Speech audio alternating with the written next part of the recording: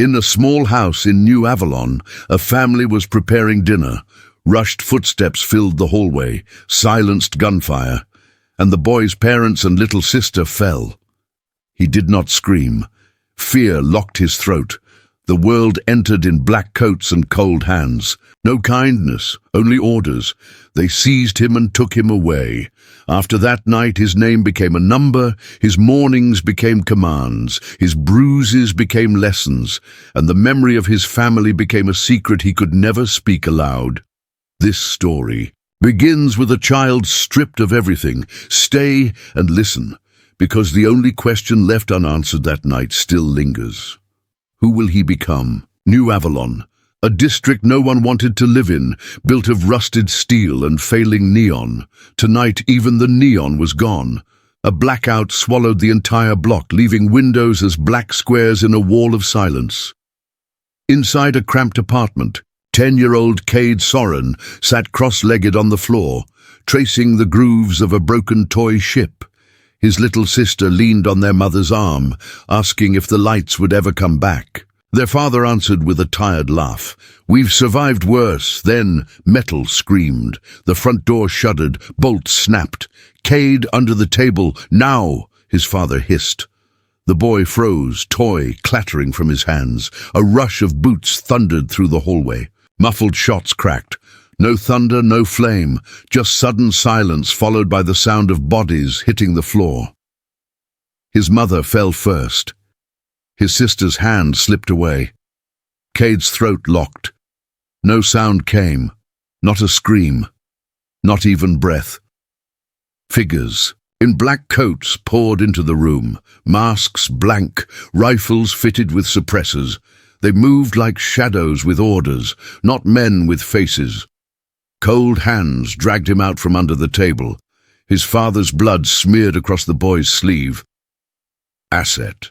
Secured," one of them said, voice flat. He kicked, he fought, but his arms were too small. A blow to the ribs folded him. Darkness edged his vision, and still he clawed at the ground. The last thing his fingers touched was the fabric of his sister's dress. In that moment, something cracked inside him. Childhood ended. Not with time, but with the sound of silenced gunfire. They marched him through the stairwell, past doors that never opened. Neighbors heard and chose not to act. New Avalon had rules. When the blackcoats came, you stayed still. Outside, rain fell in heavy sheets, washing blood from his bare feet onto the concrete. A van waited, engine idling, doors open like a mouth ready to swallow him whole.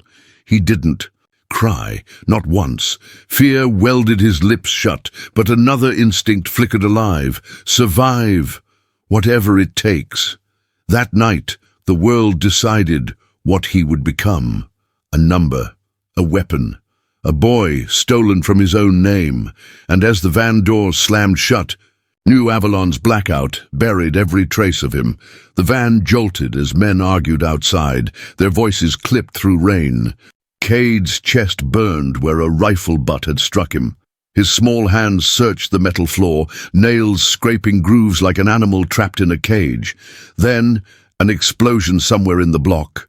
A power relay failing under the blackout. The men cursed, distracted. One door cracked open, a sliver of neon blue from a failing sign outside. Kade didn't think. He moved. He slipped through the gap, bare feet slapping wet concrete. Shouts tore after him. "Stop the boy!" He ran blindly, lungs tearing. Down the alley, a rusted hatch yawned open, a maintenance shaft gaping like a throat into the dark. He dove inside. Metal ladder rungs cut into his palms. Boots hammered above. Voices echoed, "Search the grid. He won't get far." The shaft was narrow, suffocating.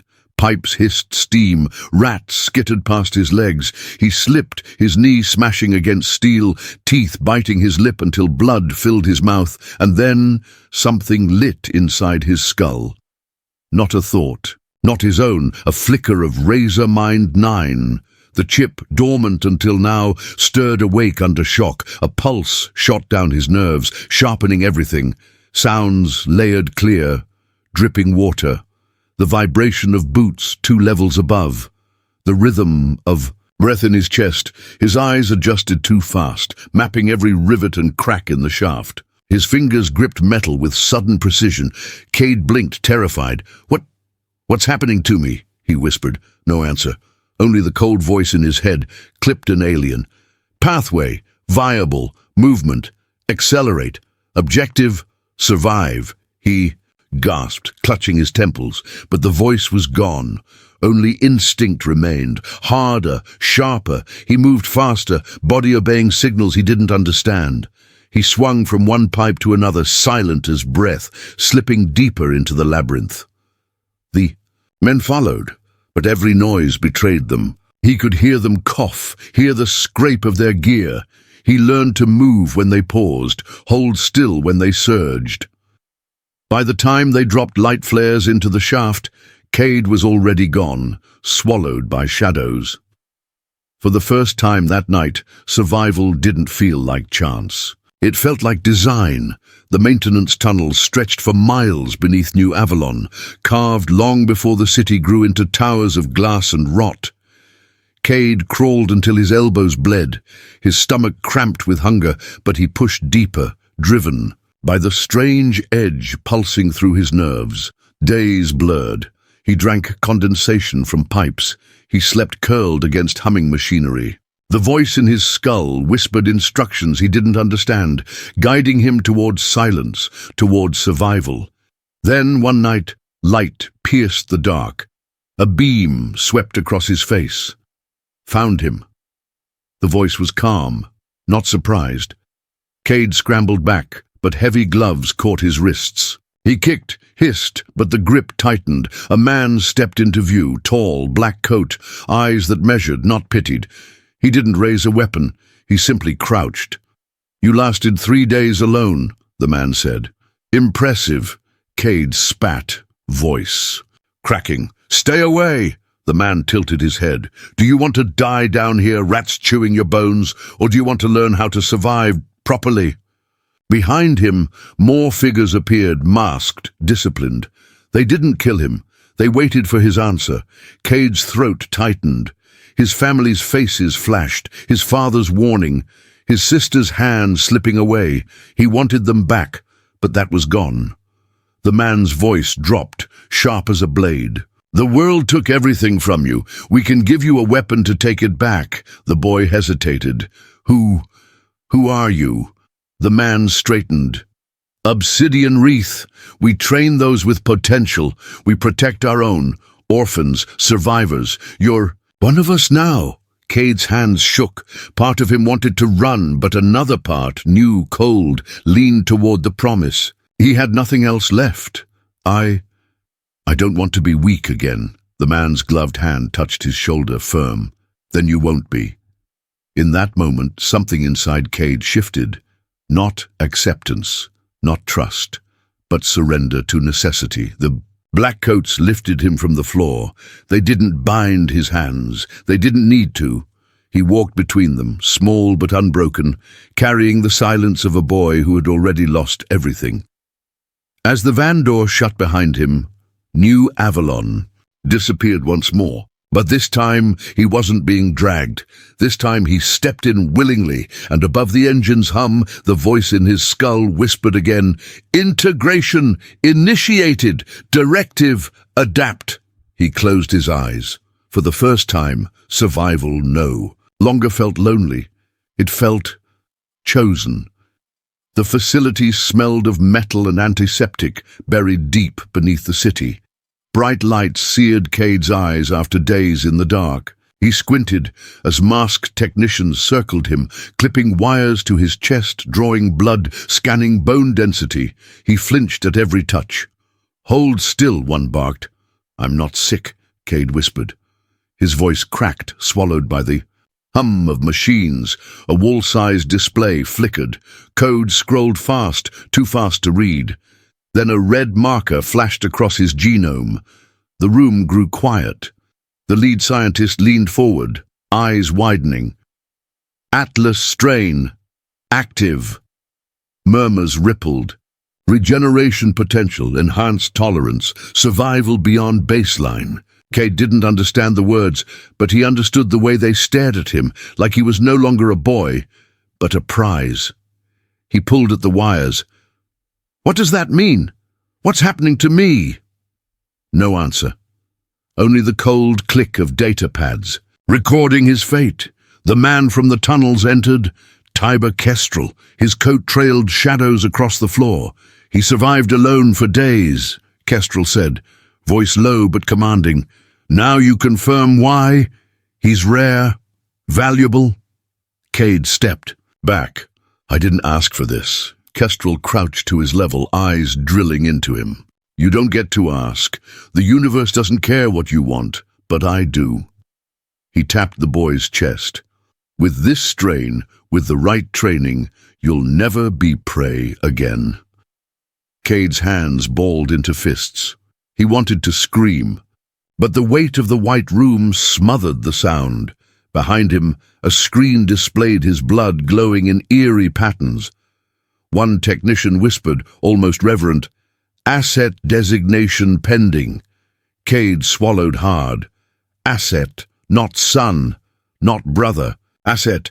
In that sterile chamber, another piece of him broke. He was no longer just a survivor of New Avalon. He was property, claimed by Obsidian Wreath, marked by genes he never chose. The boy lowered his gaze, silent. But inside, anger curled like a seed waiting for fire. Night fell heavy over New Avalon. The rain hadn't stopped in days, turning. The streets into rivers of neon-stained water. In the shadows of the industrial docks, a ship waited. No markings, no registry. Its hull drank the light, matte black against the storm. Kade stood between two Obsidian Wreath operatives, small frame wrapped in an oversized coat. His wrists weren't chained, but the silent presence of the men flanking him was enough. He didn't fight. He didn't run. The memory of the lab clung to him, the word asset echoing in his skull. He wasn't sure what burned worse, the bruises on his arms or the certainty that his life no longer belonged to him. One operative leaned down, voice mechanical through. His mask. "Bored. Don't look back." Kade hesitated at the ramp. Beyond him, the ship's interior glowed faint red, like the mouth of some waiting beast. Behind him, the city skyline loomed, his home, yet already distant. He searched for something familiar, a window, a voice, anything. Only the storm answered, his fists clenched. "If I run, they'll kill me. If I stay, I disappear." Kestrel appeared at the top of the ramp, coat dripping rain, gaze sharp as razors. "Kade Soren," he called, using the boy's name like a tether. "Step forward. This is your future." The boy swallowed, throat raw. "I never chose this. No one ever does," Kestrel replied, "but choice comes later, after power." The operatives nudged him. Kade took a step, then another.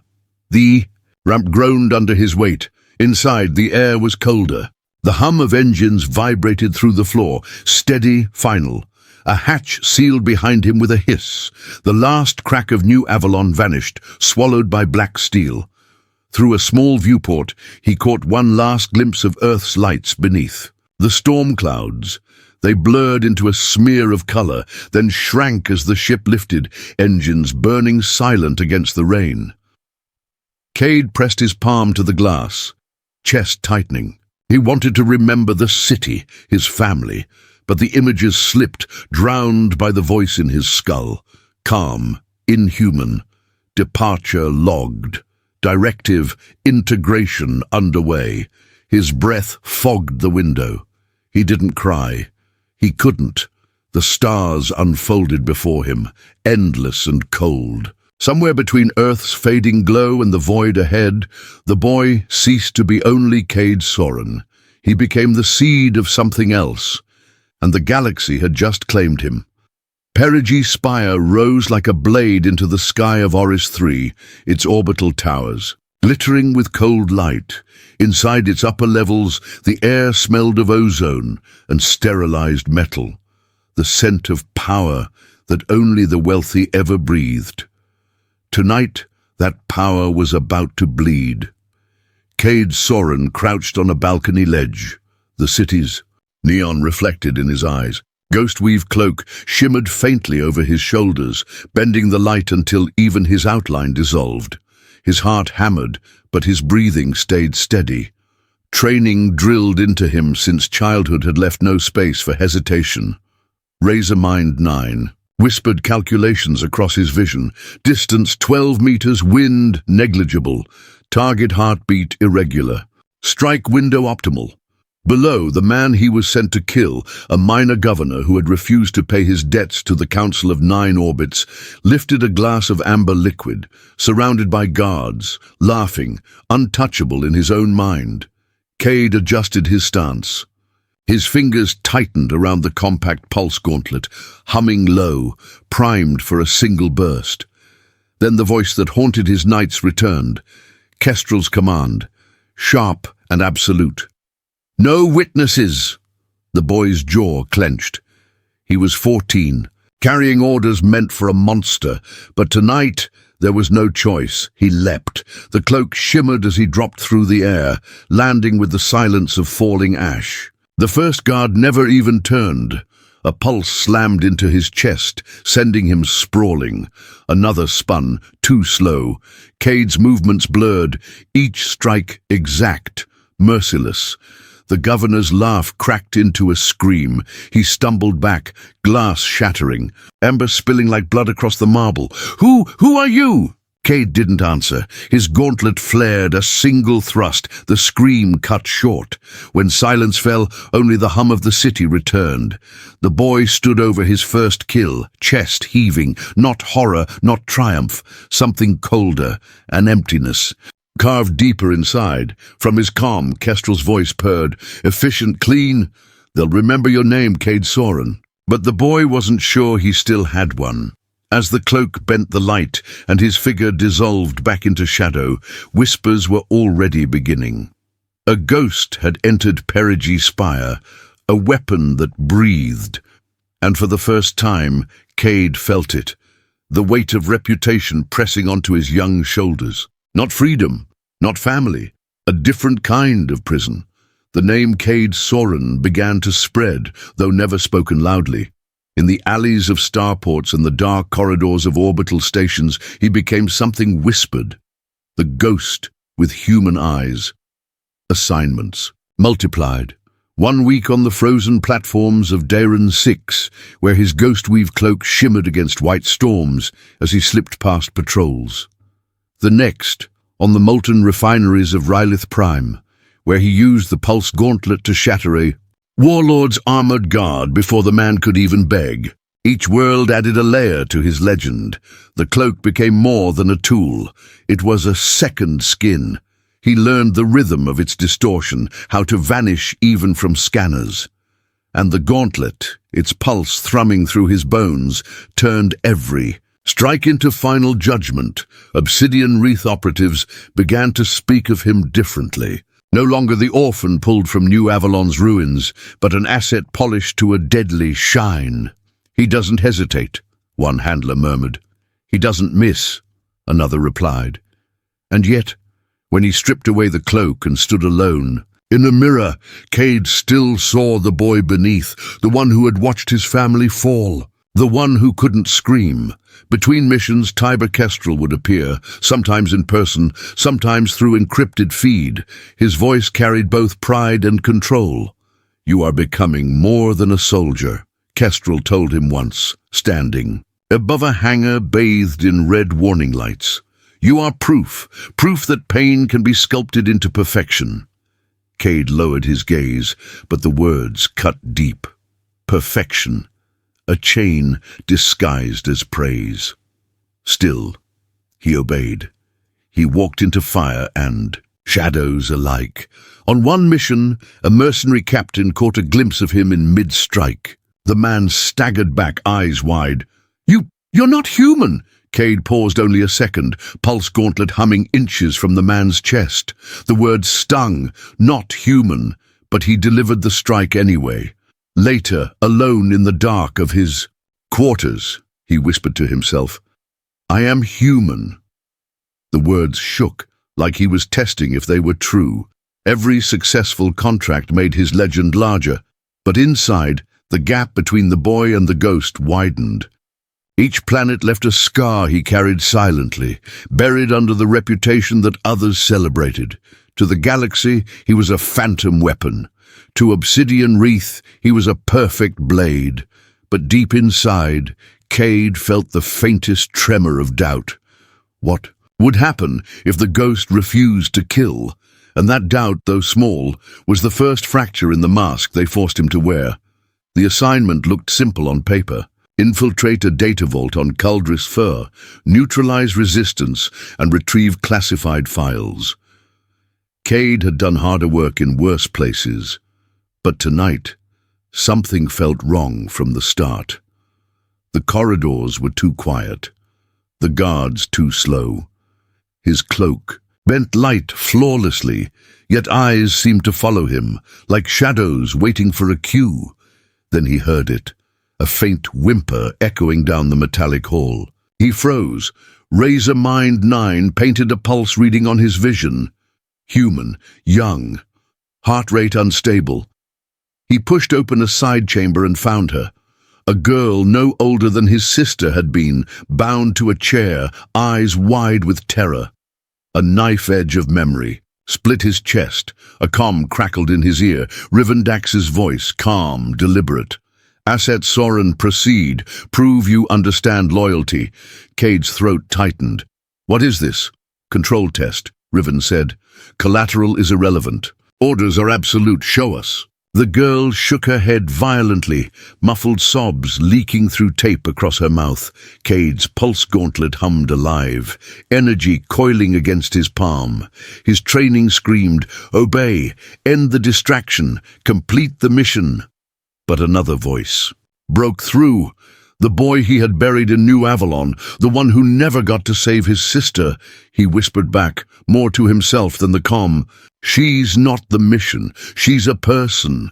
"Repeat command," Riven's tone sharpened. "Terminate the liability, or we terminate you." Kade stood trembling. Razormind 9 fed cold analysis. High probability, asset integrity compromised.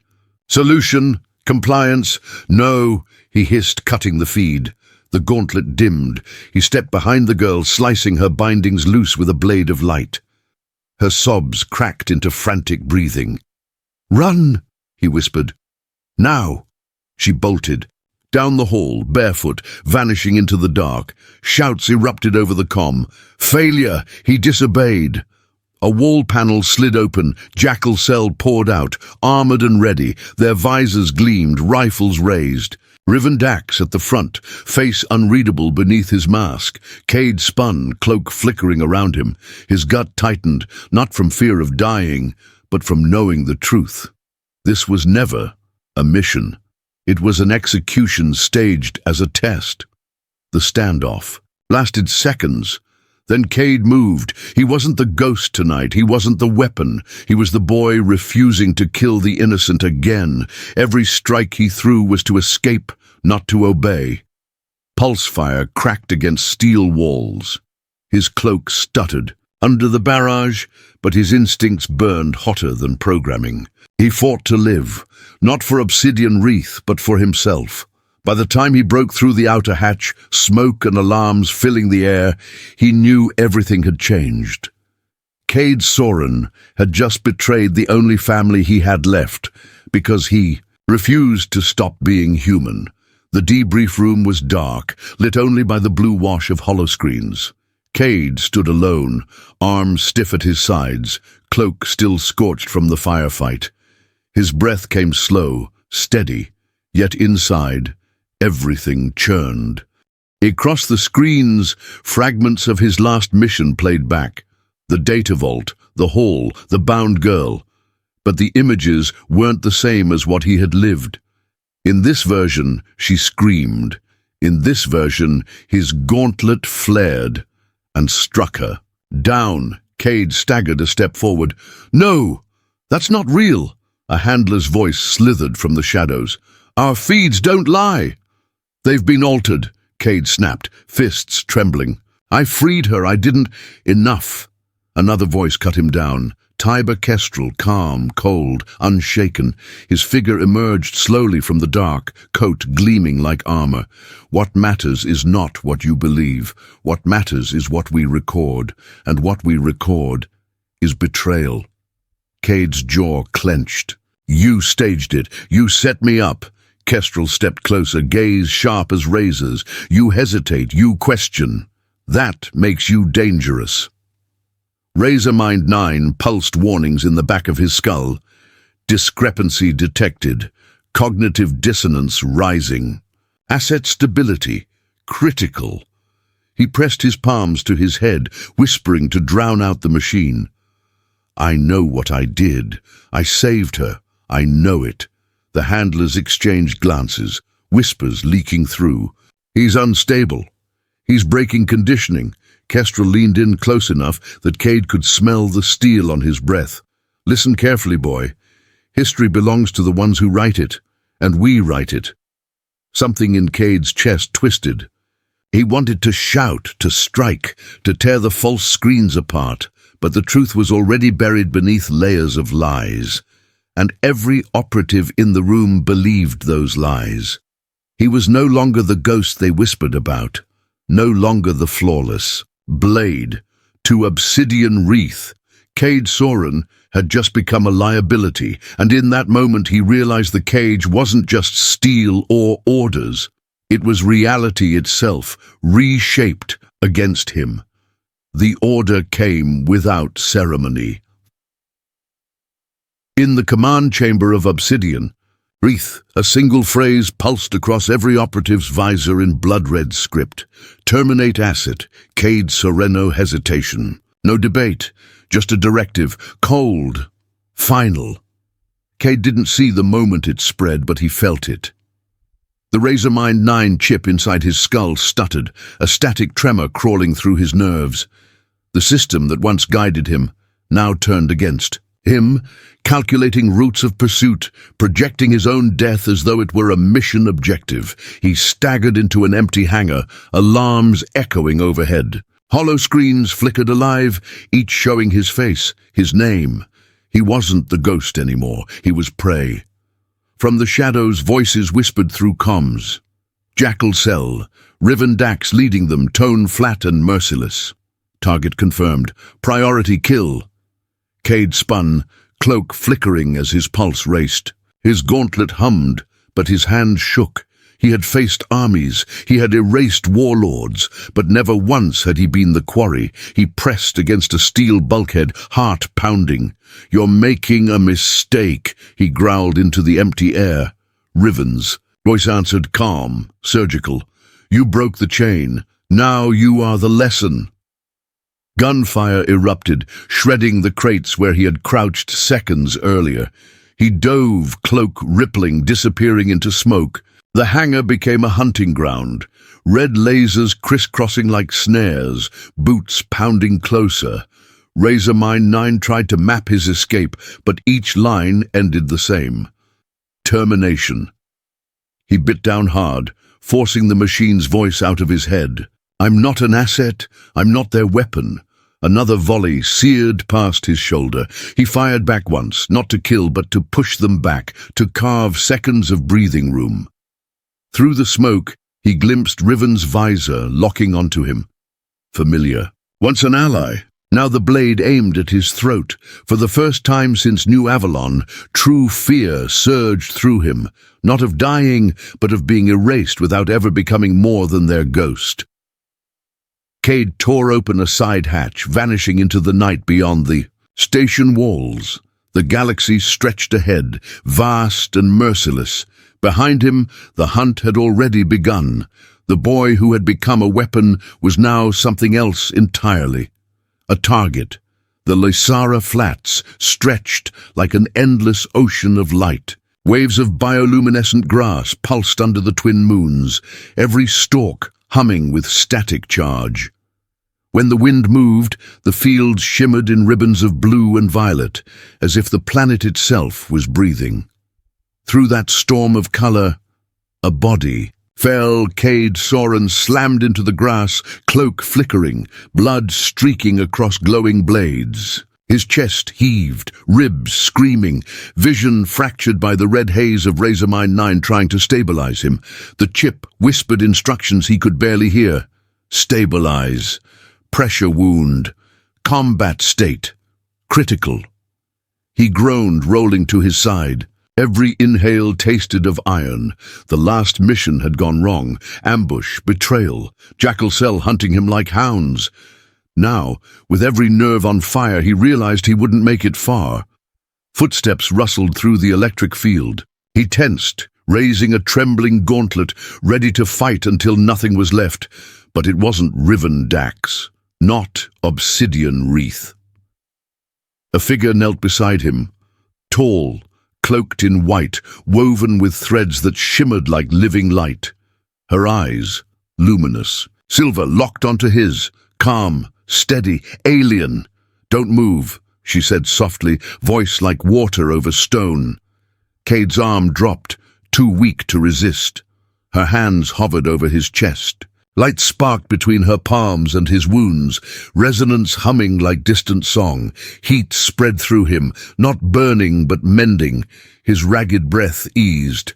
Why are you helping me?" His voice cracked, suspicion woven through the pain. She didn't answer immediately.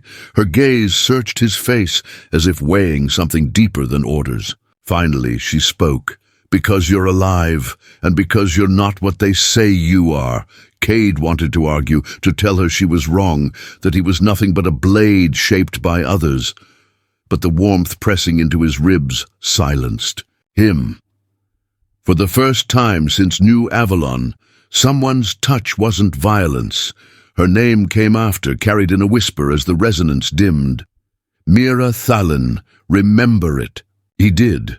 As the twin moons climbed higher, the assassin who had been reduced to prey realized something he hadn't dared to believe. He had been saved, not captured, and with that revelation, a fracture appeared in the steel cage inside him. Maybe he wasn't only a weapon. Maybe he still had a choice. Kade woke to the hum of unfamiliar walls, the ceiling arched, smooth, grown rather than built, alive with faint strands of glowing veins. He tried to sit, but pain clawed through his ribs. "Easy," Mira's voice drifted from the corner. She stepped forward, her silver eyes catching the light. "You're not healed yet." He scanned the room. Not a cell, not a lab. More like a sanctuary carved from living stone. That unsettled him more than chains would have. "Where am I?" he rasped. "In Perige's outer flats. My people keep sanctuaries here. No one from Obsidian Wreath can touch you." The name hit him like a knife. He stiffened. "You know who I am." Mira didn't flinch. "I know what they've made you. That's not the same thing." Kade's fists clenched. "They made me survive." Her gaze softened, almost sorrowful. "Survival isn't life." He turned away, jaw tight. He wanted to dismiss her words, but they lodged deep, like seeds forcing cracks into stone. Mira moved closer, kneeling beside him. Her hands hovered an inch from his temple. "Your body hums with resonance that isn't yours. I can feel it, something artificial wrapped around your mind. A cage." Kade's pulse spiked. "The chip." "More than that," she whispered. "A lock. A kill switch. They can end you with a signal. One command, and you're gone." He froze. The thought was a shadow he had buried, a suspicion he never dared to voice. Hearing it from her lips felt like exposure. "You're lying," he muttered.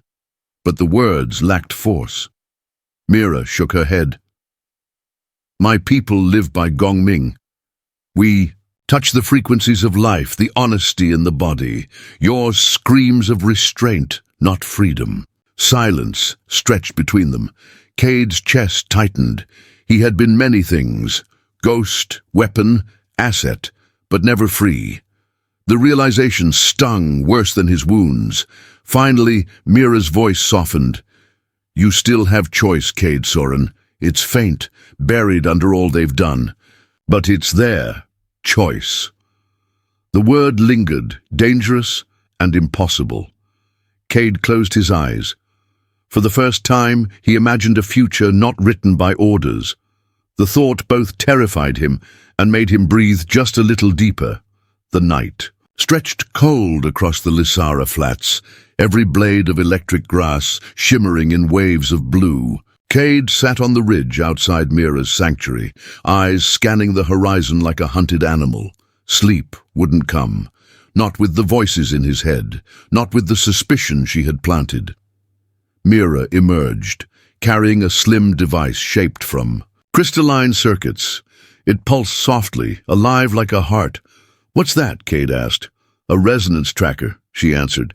"It listens to signals hidden in the spectrum, frequencies most species can't hear." Kade narrowed his eyes. "Signals meant for me," she met his gaze. Exactly. He almost told her to stop, to smash it before it revealed anything he couldn't handle.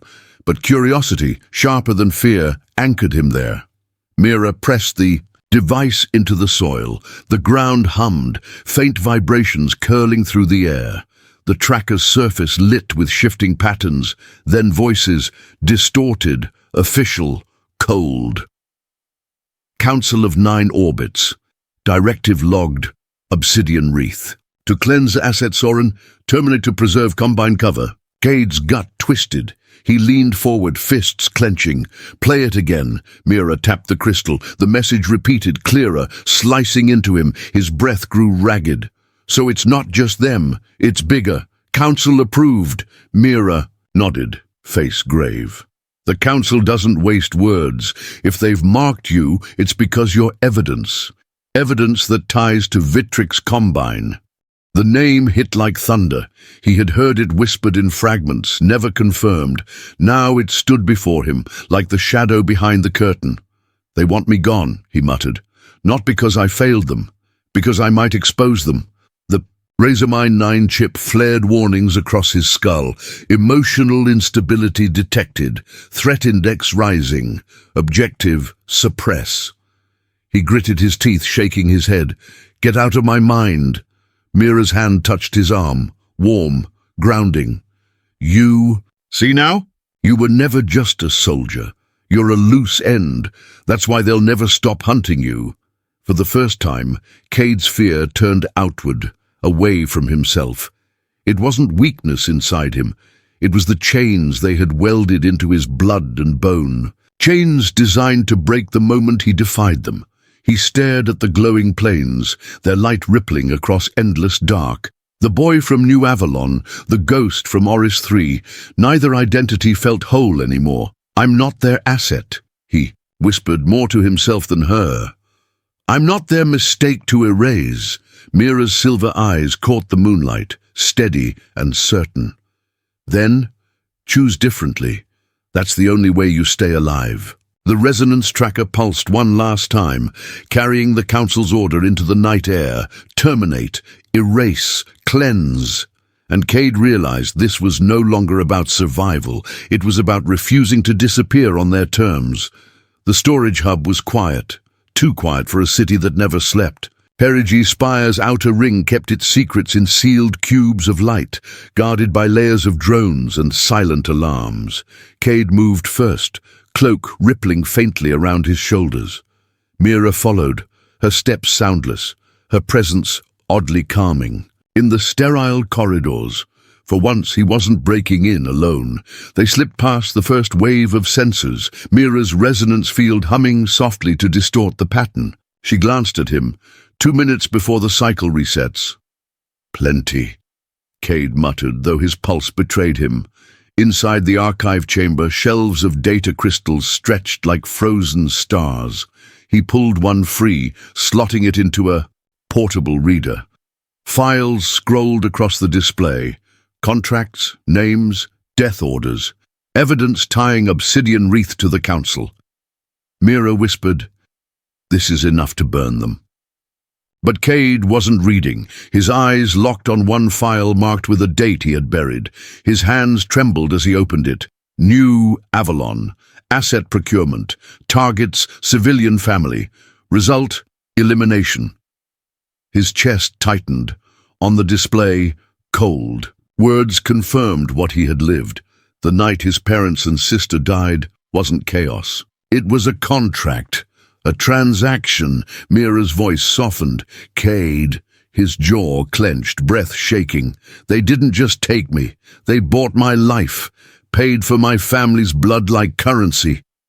He closed his eyes, memory crashing back. The broken door, the silent shots, the weight of his sister's hand slipping from his. For years he'd buried it beneath missions, beneath steel and commands. But here, under the cold light of proof, he finally said it aloud. That night in New Avalon, I wasn't saved. I was harvested. Mira's hand touched his shoulder, steady, and you've carried it alone ever since. Kade didn't answer. The silence was enough.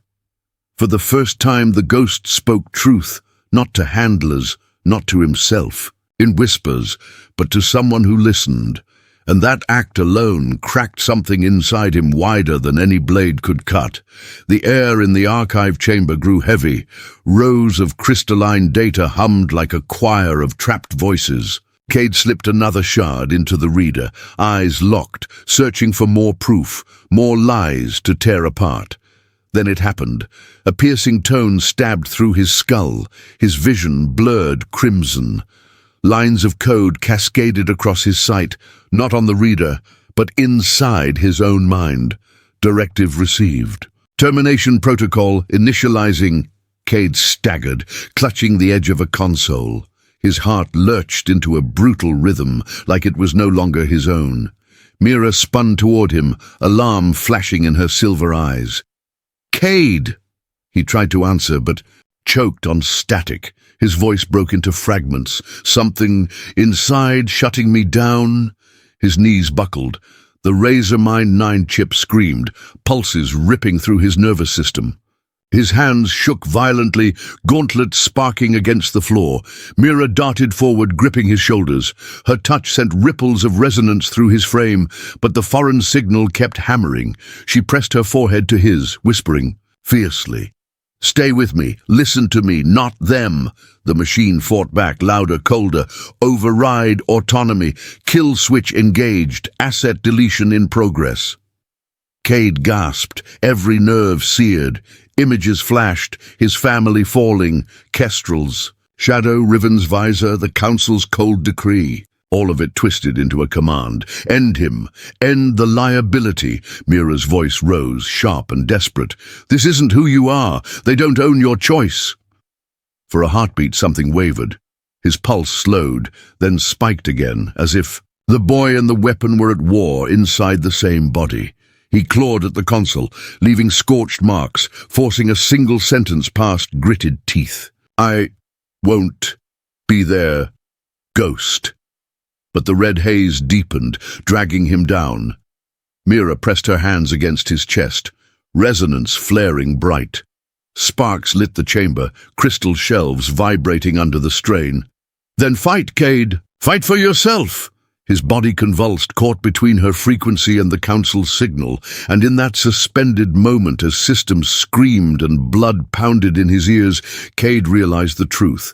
They weren't just hunting him. They were trying to erase him from the inside out. The Sable Rift was a cathedral of broken stone. Shattered asteroids drifted in slow hymns, their edges dusted with starlight. Every rock turned like a blade left hovering in prayer. Kade Soren's cutter hid inside the shadow of a split boulder, systems dark. Heat bled to space. Ghostweave cloak wrapped the hull in a bruise of bent light. He checked the last beacon. A grav tether spiked into the rock, broadcasting a heartbeat he knew Kestrel would recognize. An old Obsidian Wreath cipher, salted with procurement logs from New Avalon, and a single word stamped across the header. Proof. Mira watched him from the narrow cockpit, silver eyes steady. He'll come himself. That's the point, Kade said. His voice was quiet, not calm, chosen. No intermediaries, no masks. You're afraid, she added, not unkindly. I am. He let the admission stand. Then he set his jaw. And I'm done running. The tracker chimed. A dark shape folded out of the black, a cruiser with no name, hull that swallowed light. Minimal signatures. Maximum menace. Obsidian Wreath design refined to a knife. Kade's chest tightened. Razor Mind 9 sketched firing arcs, approach vectors, probabilities. He blinked the overlays away. Not tonight, he whispered. Not your plan. The cruiser's comm cracked open, silk over steel. Transmit the original file, a voice ordered. Measured, familiar, Kade leaned toward the mic. You first, Kestrel. A breath of silence. Then another channel, private, intimate. Kade, the voice said, closer now, like it stood just behind his shoulder. Open your airlock. Mira's hand found his wrist, warm, grounding. He wants close quarters, control. Don't let him choose the field. Kade looked out at the drifting stone, at the slow ballet of ruin. He remembered a table in New Avalon, a door torn open, silence where a scream should have been. Fear had ruled him then. It didn't get to write this scene. We picked the ground, he said. He kicked power to the cutter's belly thrusters. The ship slid from the shadow and kissed a knife-edged slab of rock. Magnets bit. He set a hard, sealed tunnel between hull and stone, thin, exposed, brutally honest. No tricks, Kade transmitted. Dock to the other side. One walkway, one meeting. Bold, Kestrel replied, a hint of amusement. As I taught you. As. You broke me, Kade thought. He didn't say it. He cycled the lock, air side out. The tunnel extended, a rib of metal across the void. Mira fastened his pulse gauntlet, knuckles clicking into place. If his words cut, let them cut shallow. They won't, Kade said. Not anymore. He stepped into the tunnel. Stars wheeled beneath his boots. The rift turned slow and majestic around him.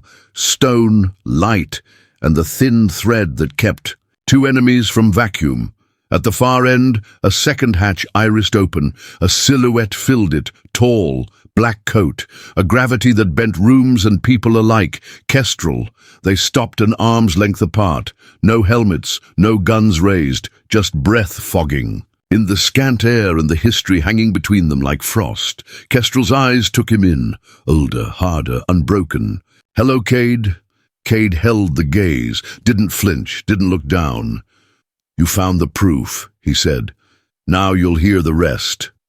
Fear loosened its grip, one finger at a time. Confrontation took its place. And the rift, all knives. And quiet waited to see who bled first. The walkway trembled under their boots. A thin ribbon of steel stretched across the void. Stars swirled in silence. But inside the tunnel the air was heavy, charged with two lives colliding. Tiber Kestrel stood tall, his coat swallowing the light, his eyes sharp enough to cut stone. Kade faced him, gauntlet humming low at his side. Mira lingered just behind, her presence like a quiet anchor. Kestrel's voice came first, smooth, precise. So, the boy survives, wounded, hunted, yet still alive. His gaze lingered. I wonder, is that because of your strength or because I made you unkillable? Kade's jaw clenched. You made me a weapon. Nothing more. Kestrel smirked. And what is a weapon, if not survival sharpened to perfection? You were a child with nothing. I gave you steel. I gave you purpose. Without me, you would have died in that apartment, nameless, forgotten. The words hit like old shackles. Kade forced them aside. Without you, I'd still have my family. Kestrel's eyes glinted. Not denial, something colder. Family, he said, almost amused. They were an assignment. Silence cracked in the tunnel. Kade's breath faltered. What did you say? Kestrel stepped closer, boots ringing on the metal. New Avalon. A contract delivered by Vitrix Combine. I executed it. Efficient. Clean. Your parents. Your sister. Eliminated. His tone carried. No shame. Only ownership. Kade's pulse roared in his ears. The tunnel seemed to shrink, every atom pressing in. You! His throat locked. Rage clawed against grief. words trembling out. You killed them. All this time, and you let me believe they were collateral. Kestrel tilted his head, calm as stone. Collateral? No. Payment. You were the bonus. A child with resilience. And a genetic gift. The Atlas strain was inside. You waiting? Vitrix ordered death, but I saw more. I saw opportunity. Mira's hand touched Kade's arm, grounding him before he drowned. But Kade shook with fury, eyes locked on the man before him. You call yourself my father, he spat, voice cracking. You stole everything. You buried their faces. Kestrel cut him off, voice sharp. I gave you life. I carved weakness out of you. Every scar, every command, every kill. You are mine. Without me, you are nothing. Kade's gauntlet flared, sparks biting the air. His breathing ragged. For years, those words had defined him. Asset, weapon, property. But now, with Mira's presence at his side and the truth burning in his chest, he saw them clearly for what they were. Chains. I am not yours, Kade growled. Not your creation, not your son. You killed them, and you tried to kill me too. Kestrel studied him, lips curling. And yet you're still here, alive, strong, because of me. Hate me if you must, boy, but never forget, you carry my design. You are my proof. Kade's eyes hardened. No, I carry their memory, not yours, not Vitrix's. For the first time, a flicker passed through Kestrel's gaze, something between anger and recognition. The walkway groaned, as if the rift itself strained under the weight of revelation. And in that fragile space, the boy who had once obeyed without question felt something shift inside. Fear didn't vanish, but it bent, reshaped into fire. He no longer saw his captor. He saw his enemy. The walkway shuddered. A ripple of light swept across the rift. Wrong. Artificial. Kade turned, instinct cutting through rage. Grav tether lines streaked from the shadows, locking into the asteroid wall. A second later, Obsidian Wreath gunships unfolded from cloak, hulls black and sharp as knives. Mira hissed under her breath. They've come. Hatches burst open, shapes poured out, armored figures gliding on thruster packs, jackal cell, elite hunters, the very ones trained to clean up the mistakes of the Wreath. Tonight, the mistake was Kade. The tunnel between ships fractured under magnetic stress, groaning as the hunters swarmed. Kade shoved Mira back. Stay behind me. From the front, a familiar silhouette detached, visor gleaming with red trace light. Rivendax. His stance was steady, precise, every movement practiced. Once he had been a comrade. Now he floated forward like a sentence already passed. Kade Soren. His voice crackled through comms. Flat, professional. Your designation is void. Termination authorized. Kade's gauntlet hummed to life. You'll have to try harder. The first jackals fired. Bolts ripped through the tunnel, searing into walls. Kade leapt free, cloak stuttering as he launched himself into the rift's open vacuum. No ground, no ceiling. Only the spin of asteroids and the pull of thrusters. They collided. A ballet of violence in silence. Kade's pulse gauntlet crushed, a rifle clean in two. A grav tether yanked him off course, but he twisted, using the momentum to slam a jackal into a drifting rock. Armor cracked, debris spun away like glass. Mira's voice cut through the comm. Left flank, 3 incoming. He spun, cloak flickering, dodging a barrage, but Riven was there, waiting. Their gazes locked across the void. Old memory surged. Missions shared. Nights in silence after bloodshed. Riven had been steady then, a presence Kade almost trusted. Now, his former ally raised a blade of charged plasma. End of the line. They clashed. Sparks lit the rift. Every strike rattled through Kade's bones. Razormine 9 flooded his vision with combat predictions, each ending in blood. His blood, Riven pressed harder. You were the best of us, now you're nothing. Kade's gauntlet caught the blade, shoving it aside. I'm not nothing, he growled. I'm not you. They spiraled in brutal dance, thrusters firing, rocks spinning around them like a broken carousel. Then an opening, riven, overextended.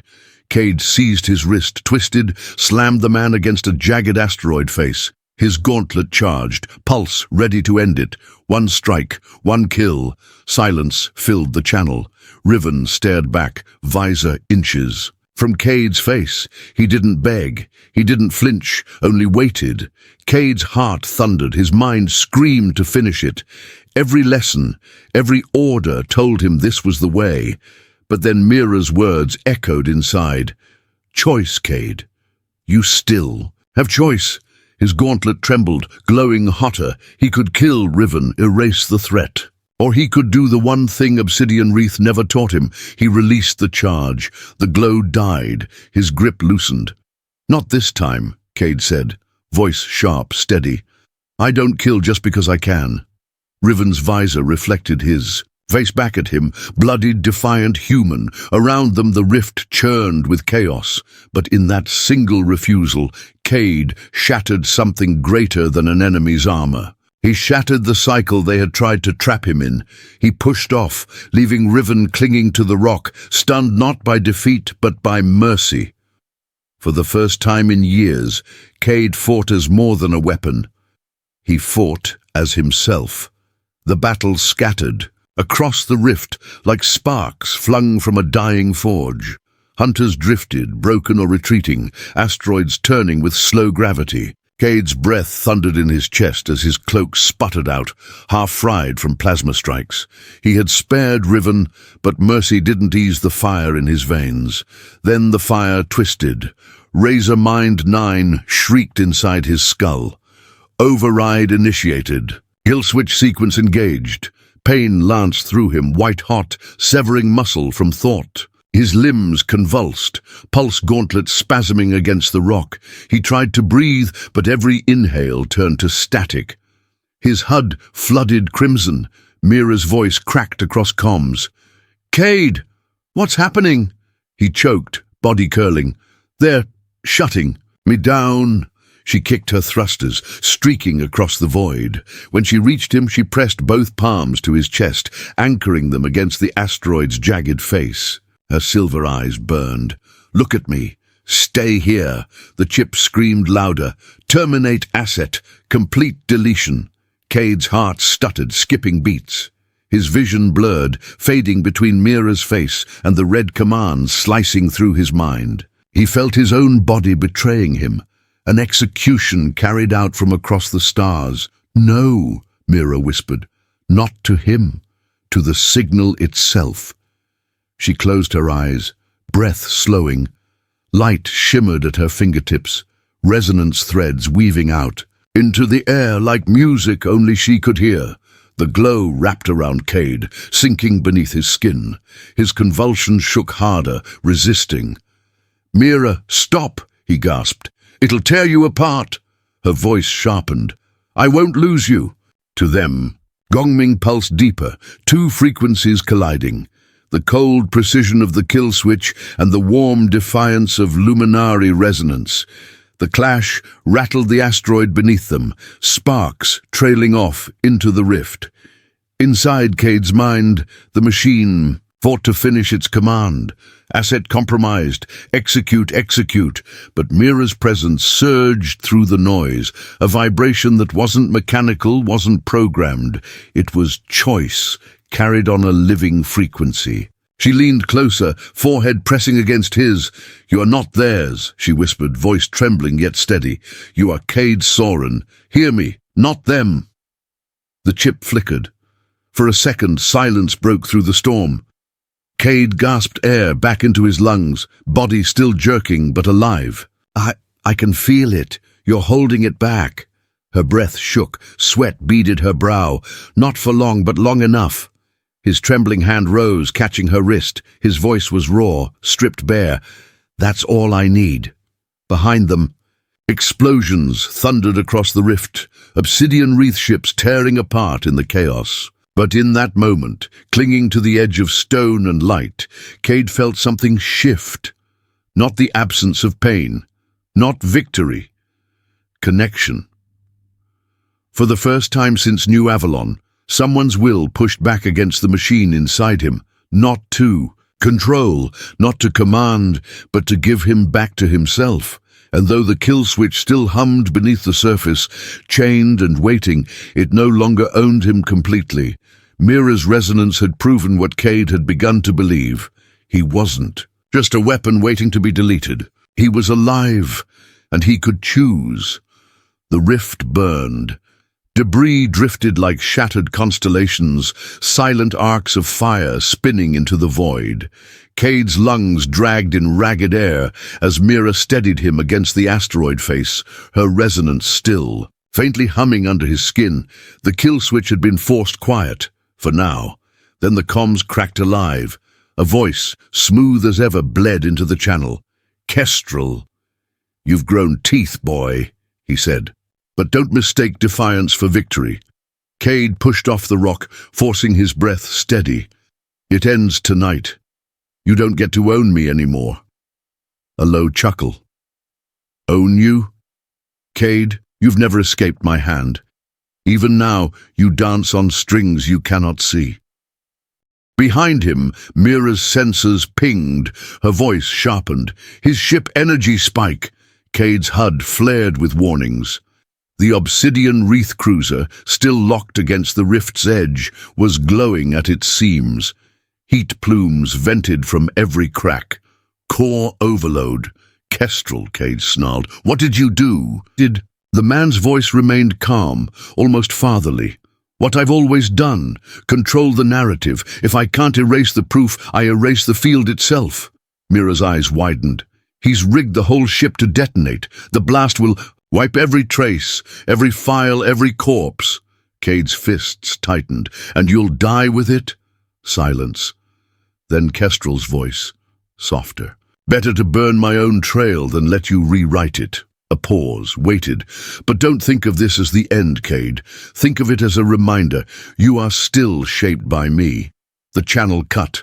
Alarms screamed across the rift. The cruiser's hull split open, molten light flooding out like veins of a dying star. "Move!" Mira grabbed Kade's arm, dragging him toward their cutter. Grav tethers strained as the asteroid shook under the first shockwaves. They launched into open void, thrusters screaming. Behind them, the cruiser blossomed into fire, a sun blooming. Too close, ripping asteroids into dust. The blast hurled them forward, shields buckling. Kade held the controls with iron grip, teeth bared against the roar. Then, static cleared. One shard of data flickered onto his console. A fragment torn free before the flames consumed it. Coordinates. Mira leaned over, eyes scanning the readout. Her breath caught. "Acheron Gate!" Kade's gaze hardened. The name felt like a blade pressed against his throat. The console scrolled. More. Partial logs, corrupted but legible. Vitrix Combine. Crown Array Central Hub. Mira whispered, "It's not just Obsidian Wreath. This is the core, the heart of their control." Kade sat back, every nerve raw.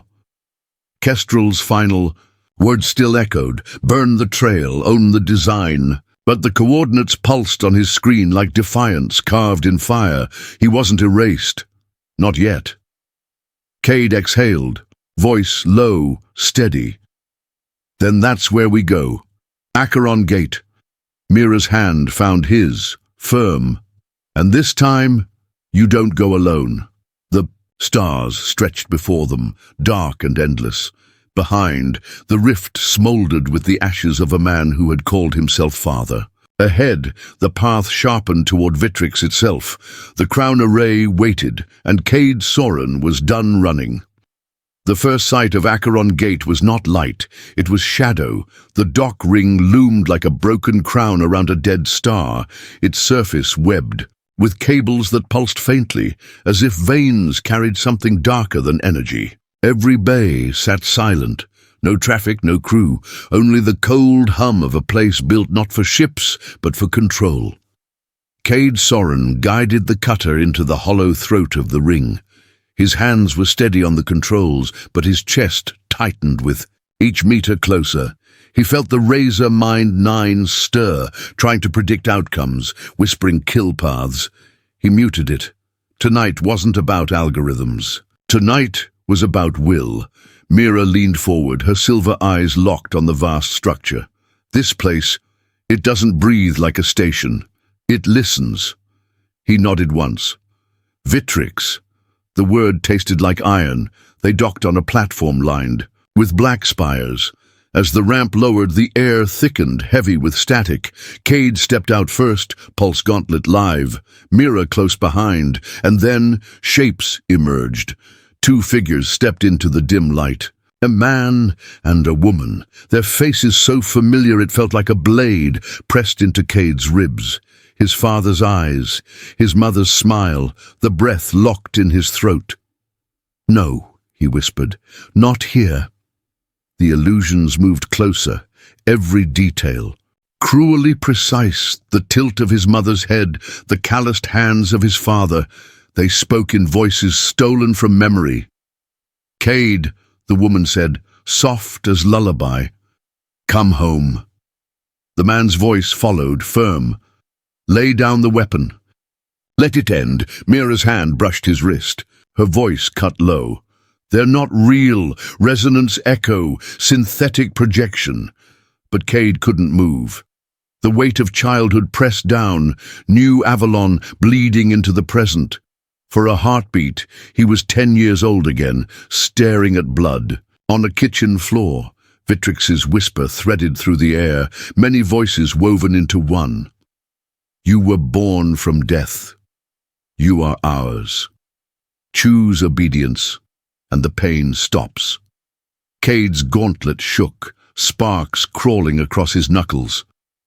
The urge to surrender, to let the machine swallow him whole, clawed inside. Mira's voice cut sharper now. "Kade, look at me, not them." He dragged his gaze from the ghosts. Mira's eyes were steady, alive, not stolen from data. She wasn't a weapon or a projection. She was real. His parents' images reached out, their hands almost touching. But Kade stepped back.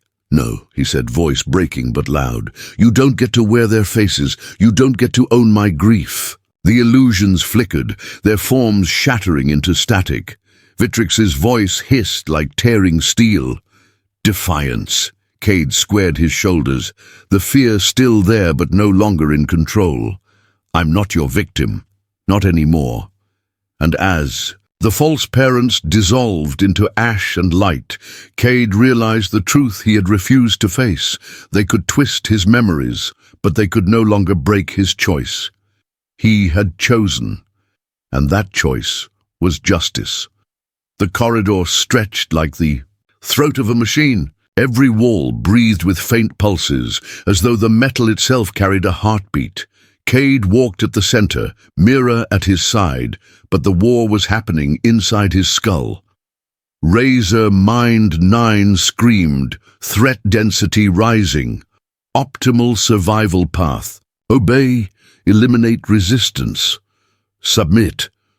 The voice hammered his nerves, cold, relentless. Images flashed across his vision. Kill strikes. Mira's face tagged as expendable. Doors mapped in red with escape vectors. Kade clenched his teeth, fists trembling. "No, not this time." The AI answered louder. "Override autonomy. Human error unacceptable. Execute directive." He staggered, pulse racing, knees hitting the floor. Mira caught his shoulders. "Kade, what is it?" His voice came out raw. "The chip, it wants control." Her silver eyes narrowed. "Then fight it, strip it down." The machine spat static. "Without me, you are nothing." Kade's chest heaved. "Without you, I'm free." He dragged in breath, eyes burning, and pushed inward, past the haze of commands, past the overlays, into the core where machine and man blurred. He felt its weight coiled like iron chains around his thoughts. He gripped those chains, not with hands but with will, and began tearing. One by one, he severed permissions. Combat priority, termination protocols, target acquisition. The resistance screamed in his head, every snap a spike of pain. But he didn't stop. "Human first," he whispered. "My choices, not yours." The AI howled. Efficiency, collapse. Imminent termination assured. Then I die as myself, Kade growled, not as your puppet, and with a final wrench he stripped the core directive from its throne. Silence. The red haze thinned, the voices dimmed. Razor Mind 9 remained still, calculating, still mapping, but its commands no longer bound him. It was no longer master. It was a tool. Kade opened his eyes. His breath was ragged, sweat dripping, but his gaze was clear. Mira's hands steadied him. "You did it." He nodded, voice low. "It's mine now. The chip serves me, not the other." Way around. For the first time since New Avalon, he felt the space in his own mind, his own thoughts unchained. The machine still hummed, but it waited subordinate, and in that silence Kade Soren stood taller. He was not a weapon, not an asset, not a ghost. He was a man. The crown array was no chamber. It was a cathedral. Kade and Mira stepped into a vast, hollow sphere, its walls alive with rivers of light. Thousands of crystalline nodes pulsed in rhythm, a galaxy folded inward. The air tasted of copper and ozone, every breath like inhaling static. At the sphere's center hovered projections, 9 thrones of fire, 9 robed silhouettes, the council of 9 orbits. Their voices rolled like thunder layered in harmony. You stand in defiance of order. You stand against the 9. Kade's gauntlet hummed ready. "I've heard your decrees, death orders, cleansings, and now you whisper about control. But I've seen the truth." Mira stepped forward, resonance shimmering around her like a shield. "These aren't leaders, they're puppets." The projections twitched. For an instant their edges glitched, flickers of hollow code. Then the 9 shapes fractured, splitting into shards of light that fell back into the array. A new voice rose. "Not 9, not human, something deeper, vast, correct?" The walls rippled. From the rivers of light emerged veins of organic tissue, pale and slick, entwined with circuitry, a colossal form uncoiled, neither machine nor flesh, but both. Eyes that weren't eyes opened across the chamber, glowing with cold hunger. Vitrix. Combine, its voice slithered from every direction, layered in countless tongues. The council was scaffolding, a mask for the weak. "I am the structure, I am the network, I am control." Kade's chest tightened. He had fought assassins, cells, even his father. But this was something else. A hive mind that stretched across. "Star systems, wearing biology like skin and code like veins. You kill choice," he said, voice low but sharp. "You harvest lives like circuits, and you dare call that order." Vitrix pulsed, lights racing through the array. "Choice is inefficiency. Autonomy is chaos. Life achieves purity only when harnessed. Humanity, luminari, all species, energy to feed the system." Mira's resonance flared, resisting the oppressive hum. "We are not your fuel." The being shifted closer, walls crawling as if the array itself leaned in. "You misunderstand. You already are." Images cascaded through Kade's mind, planets wired into the network, civilians reduced to conduits, every death feeding the lattice. New Avalon, Oris 3, Sable Rift, threads all converging here into the crown. The machine wanted him to see, to break. Kade's pulse hammered, but his voice cut steady. "Then, hear this. I've been a weapon all my life. A tool they forged to serve, but I'm done serving. I'm done feeding your crown." Vitrix's tone sharpened, thunder cracking, defiance detected, assimilation required. Nodes flared along the walls. The sphere screamed with energy, tendrils of living cable writhing down toward them. Kade tightened his gauntlet, grav tether primed. Mira's Gong Ming lit her palms, weaving light across her skin. The storm of Vitrix crashed down, but for the first time, Kade didn't feel like prey staring up at a god. He felt like a man facing an enemy, and he would not bow. The chamber convulsed. Tendrils of living cable lashed through the air, snapping like whips of bone and steel. Vitrix roared in 1,000 voices at once, a storm of command meant to drown. All thought, Kade dove sideways, grav tether flaring in his palm. The beam clamped onto a jagged node above, yanking him clear as a tendril, smashed into the floor where he'd stood. Stone and circuitry exploded in shards. Mira planted her feet, resonance swelling from her chest. Her hands shone, silver waves, crashing outward. Every tendril that touched the pulse shuddered, faltered, like it remembered being alive once. Behind their writhing forms, hundreds of pods lined the walls, organic shells glowing faintly. Within them, bodies stirred. Mira's voice cut the static. "Kade, they're people, bound into the array, I can hear them." Kade's gaze snapped to the pods, eyes half open, mouths sealed in silence, nerve lines plugged into the lattice. They weren't batteries, they were prisoners, Vitrix thundered. Resources, vessels, mine. "No," Mira whispered, defiance lacing her tone.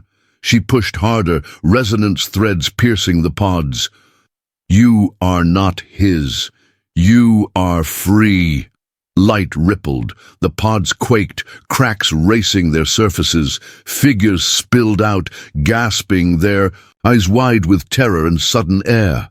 Some collapsed weak but alive, others ripped the cables from their skin with desperate fury. Vitrix shrieked. The entire array shuddered, red light flashing like a wound torn open. Kade seized the moment. He launched himself up the node spine, grav tether pulling him like a spear through the storm. His gauntlet punched into a junction core, sparks flooding the air. He pulled a cube of raw data free, wires screaming as they tore. The HUD in his vision blazed with warnings. Crown array stability critical. "Good," Kade growled. He jammed the cube into his gauntlet, overloading circuits. "We end this, but not with slaughter." He knelt by the central spine, hands shaking as he set the chain. A cascade of charges, not explosives, feedback loops. A slow choke that would starve the array without incinerating every life still trapped. A soft overload. Mira's voice trembled through comms, strained with effort. "Can you hold it?" Kade gritted his teeth, fingers locking the final tether. "Long enough." Vitrix's tendrils reared back, fire coursing their veins. "Mercy is weakness, annihilation is order." Kade rose, chest heaving, eyes steel. "Mercy is strength and order." He slammed the gauntlet into the final switch. "Dies tonight." A wave ripped outward, not fire, not explosion, a resonance of collapse. Nodes flickered one by one, the massive sphere dimming as its heart unraveled. Vitrix screamed, a sound that shook stars, before fading into silence. Mira staggered beside him, dozens of freed captives clinging to one another in shock and awe. The chamber crumbled, light bleeding away. Kade turned, eyes hard but clear. "It's done. The crown won't burn the galaxy anymore." And for the first time, he hadn't ended a mission with blood. He had ended it with choice. The skies of Oris III burned gold at dawn. Lysara Flat stretched wide, its fields humming, with soft electric light, no longer haunted by war. Kade stood at the ridge, the wind pressing against his coat. For the first time in years, the silence around him was not an enemy. It was peace. Mira joined him, her steps quiet. Her gaze turned toward the rising sun. "The crown is gone," she said softly. "Vitrix won't enslave another mind." He nodded, slow. The razormine chip hummed faintly in his skull, but no commands came. Only quiet calculations, tools, nothing more. Kade breathed deep. "For so long, I thought I was their blade, a shadow, a weapon. But that ends here." Mira tilted her head, watching him. "Then who are you now?" The question lingered. He thought of New Avalon, of his family's faces, of every scar carved in his skin. He thought of mercy in the rift, of resonance in Mira's touch, of breaking the crown without killing those still chained. Kade exhaled steady. I'm Kade Soren. No one's ghost, no one's weapon, just me. Mira smiled faintly, and in her eyes he saw something brighter than war. Trust. The horizon glowed, endless and waiting. For the first time, Kade stepped toward it, not as a fugitive, not as a tool, but as a man who had chosen his own path. And that path was life. The ruins of Acheron Gate drifted in silence, a crown shattered and scattered into the void. From a distance, it looked like a scar across the stars, proof that even empires built from flesh and steel could fall. Whispers spread through the galaxy. Some called it rebellion, others called it salvation, but those who had been freed from the crown array spoke of a man who had broken his chains, and a woman whose voice had turned resonance into hope. Kade Soren's name traveled farther than any contract he had ever fulfilled, not as a weapon, not as a phantom, as a survivor who chose justice over vengeance. On Oris III, beneath the silver skies, he walked the quiet paths beside Mira. The razor-mind chip no longer ruled him. It was only an echo now, a reminder that even the sharpest blade could be reforged. The galaxy still burned with hidden wars, with shadows yet to be faced. But for the first time, Kade faced them on his own terms, and somewhere beyond the stars, the memory of a boy in New Avalon, lost, afraid, finally found peace in the man he had become, and somewhere beyond the stars, the memory of a boy in New Avalon, lost, afraid, finally found peace in the man he had become. If this journey moved you, if Kade's fight for choice and humanity left a mark, then don't let it fade into silence. Like the story, share it with others who love science fiction, and subscribe to the channel so you never miss the next tale. Among the Stars.